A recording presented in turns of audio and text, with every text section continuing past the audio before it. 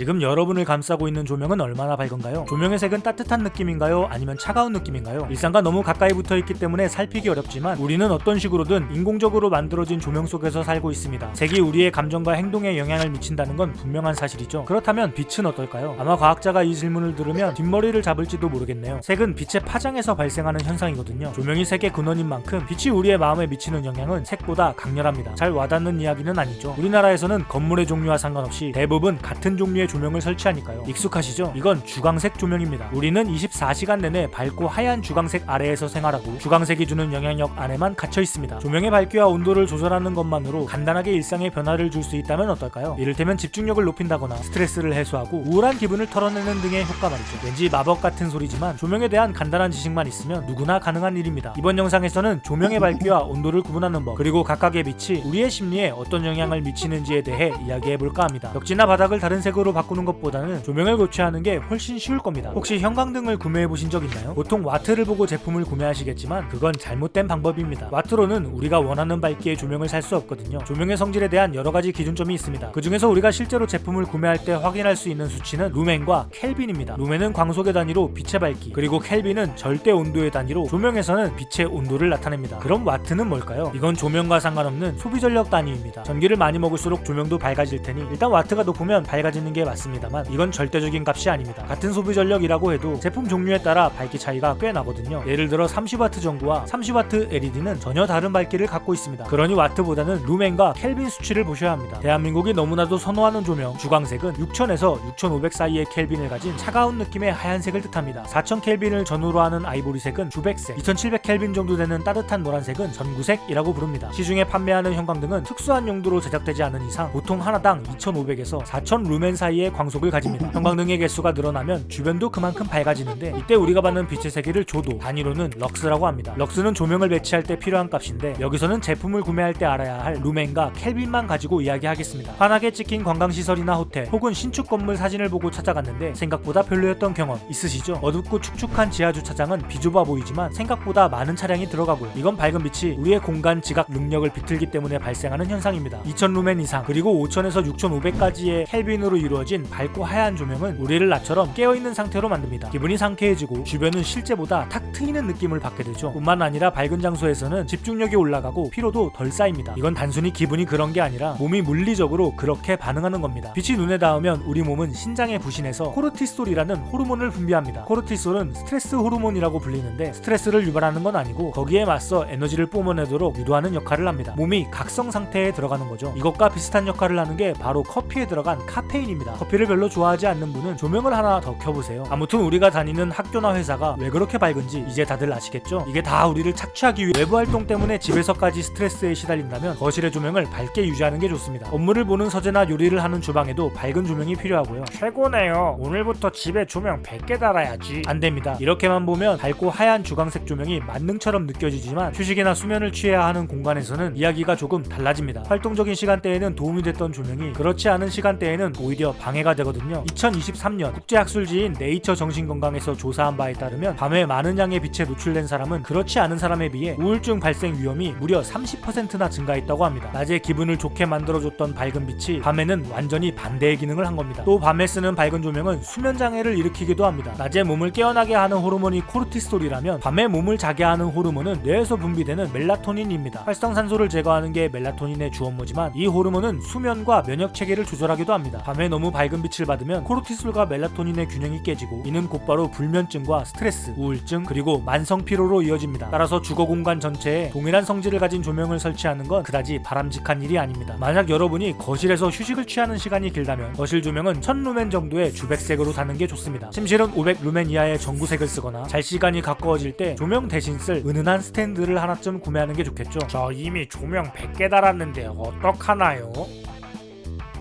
모든 사람이 밤에 밝은 조명을 피할 수 있는 건 아닙니다. 회사에서 야근을 자주 하는 사람도 있을 테고 사정이 있어서 집에 조명을 바꾸지 못하는 사람도 있을 테니까요. 밝은 조명을 피할 수 없다면 더 밝은 조명 속으로 몸을 던지세요. 2017년 미국 렌셀레어 폴리테크닉 대학교의 조명연구센터는 낮에 받은 빛이 밤의 수면에 어떤 영향을 미치는지에 대해 실험합니다. 연구팀은 일주일 동안 오전 8시부터 오후 5시까지 많은 빛을 쬐는 사람과 그렇지 못한 사람을 나눠서 수면의 질을 측정했습니다. 흥미롭게도 낮에 밝은 빛에 노출된 사람이 수면 장애가 적었고 스트레스도 훨씬 훨씬 덜 받았다는 결과가 나왔습니다. 밤에 조명이 어땠냐와는 상관없이 말이죠. 어쩔 수 없이 밤에 밝은 빛을 받아야 한다면 낮에 최대한 풍부한 빛 속에서 생활하는 게 도움이 될 겁니다. 일을 하는 곳은 밝고 차갑게, 잠을 자는 곳은 어둡고 따뜻하게. 간단한 이야기지만 이걸 세부적으로 챙기는 장소는 의외로 적은 편이죠. 보다 활기차고 긍정적인 낮을 원하신다면, 아니면 수면장애나 스트레스 없는 편안한 밤을 바라신다면 당장 집의 조명부터 손보는 건 어떨까요? 장소에 맞게 조명을 켜면 마음까지 함께 켜질지도 모릅니다. 들어주셔서 감사합니다. 지금까지 집 전체를 전구색 조명으로 도배한 사바였습니다.